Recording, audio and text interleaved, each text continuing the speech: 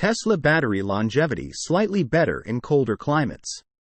The batteries of all electric vehicles that are owned and used in cold and marine climates tend to retain more of their original range on average.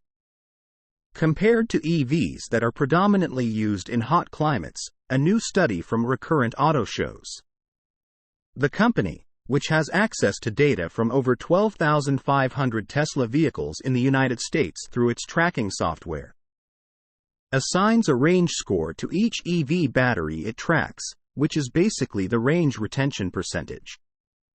As you can see in the graphic below, the average range score for 2020 Tesla Model Ys tracked by Recurrent Auto is slightly higher for cars operated in the northernmost parts of the United States, where temperatures are lower on average compared to the southernmost parts.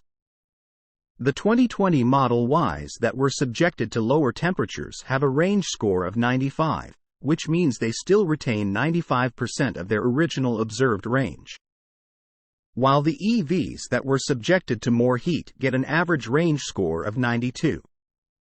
Recurrent Auto says that it uses the observed range when new instead of the EPA range because the latter can often be inaccurate from day one.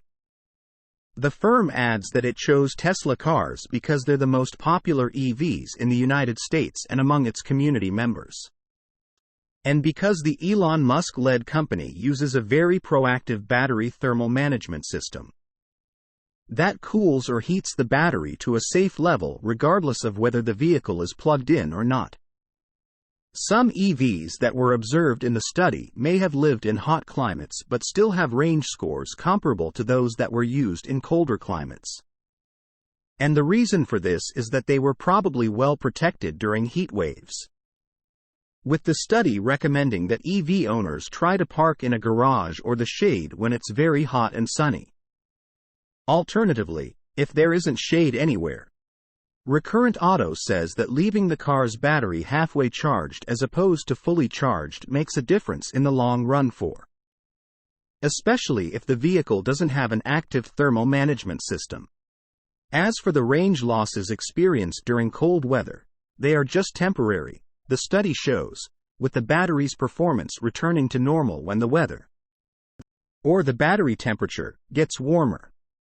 Previous research from Recurrent Auto showed that the rate of range degradation in EVs that predominantly use DC fast charging is statistically similar to those that mostly use AC charging. Source: reposted and summarized from Yulia Nistrin at Inside EVS.